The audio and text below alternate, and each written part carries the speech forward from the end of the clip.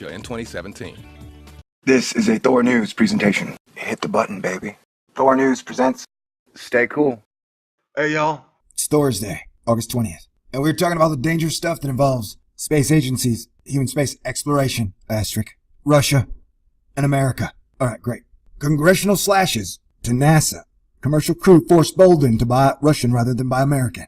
Now, here's the situation. We used to have an awesome space program that went to the moon and did a bunch of cool stuff, but then it decided that cool stuff was really expensive. At that time, I think the American debt was $500 billion in the 70s, 40 years ago. Now, the American debt is anywhere from $17.5 trillion to like $300 trillion, depending upon how you want to gauge it. And our human space exploration is still stuck in the 1970s, in the early 1970s, ladies and gentlemen. So it's all very weird. And looking under the cloak of this weirdness is dangerous at times. So, come on. So let's chat. Now, we had Space Shuttle. Space Shuttle's pretty cool. Then they did away with the Space Shuttle. And we have this like multi-billion-dollar apartment in low Earth orbit, technically out of space, 200 miles above Earth, the International Space Station. You got people on that thing doing a bunch of science. The type of science that Bill Nye and Neil deGrasse Tyson love. Love space station science, man. You gotta feed those people and bring them the new science parts, like every month or so. And somebody's gotta fly up and deliver those goods. Well, since Congress and NASA's plan has been to basically have a non-functioning human space exploration program, we've had to be buying rides to our own space station that we built with the help of others from Russia, who we are mad at often and have been in a currency war for a while. Years now. 3, 4, since quantitative easing, really. So, it looks like Congress has kicked NASA in the nuts again. When people get mad at me and hate NASA overall, I've reminded you, NASA is a function and an outlet of your government. You can't be a rebel at NASA. Works top down, and top is the president. And our space agency has been run by whoever's over the president. And there are people over the president, ladies and gentlemen. If you haven't come to that conclusion yet in life, then Thor News might be a little advanced for you. If you haven't recognized that there are powers that be that tell our president WTF to do. God bless JFK. May God keep you in good company always. Alright, so let's read this fucking article. Sorry. It's the truth, man. Things are FUBAR. Sorry, it's FUBAR. Our space program is FUBAR. So you might get mad that I use the F word. I'm mad that it has gotten to this bad.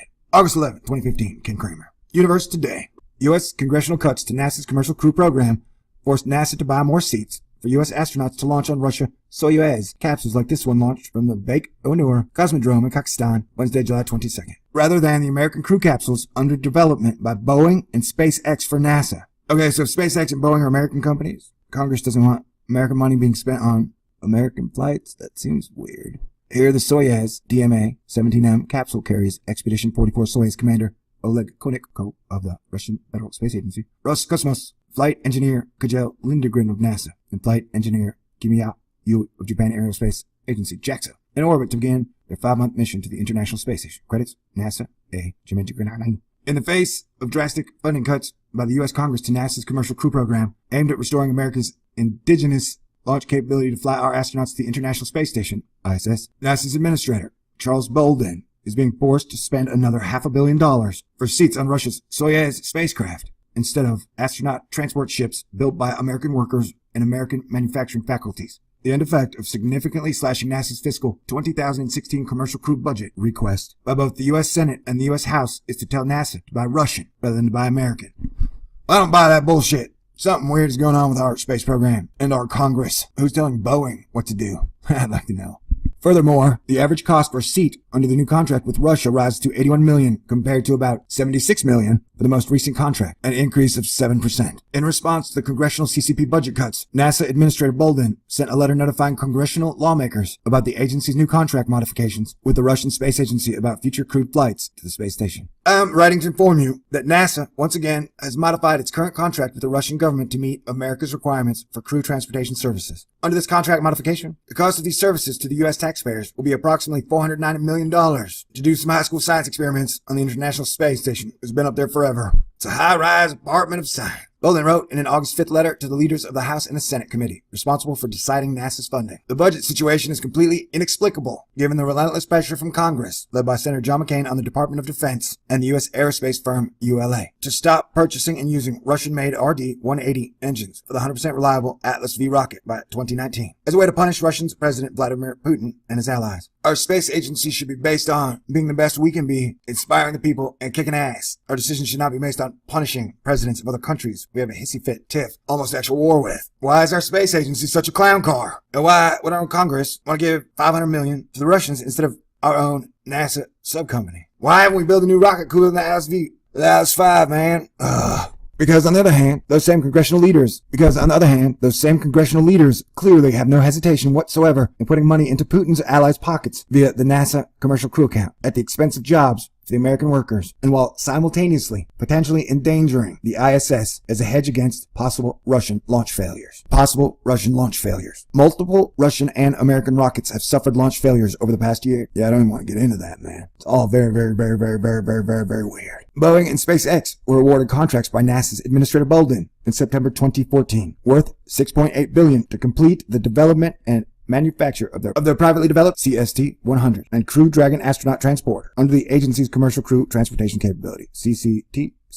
Program, Captain Thor program, got canceled, and NASA's Launch America initiative. So Congress bet against NASA's Launch America initiative.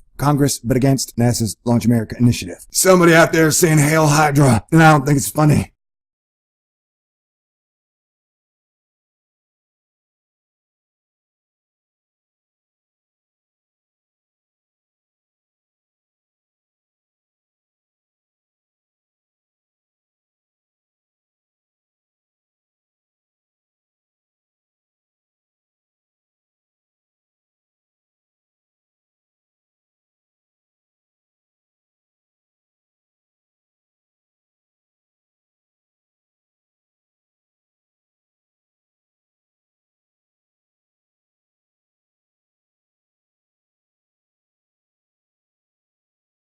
with a goal of ending the nation's sole reliance on Russia in 2017.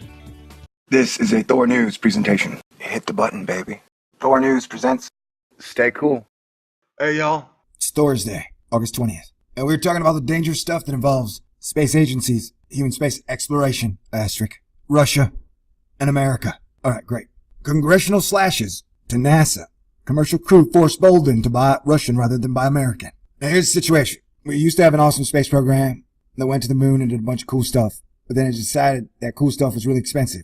At that time, I think the American debt was $500 billion in the 70s, 40 years ago. Now, the American debt is anywhere from $17.5 trillion to like $300 trillion, depending upon how you want to gauge it. And our human space exploration is still stuck in the 1970s, in the early 1970s, ladies and gentlemen.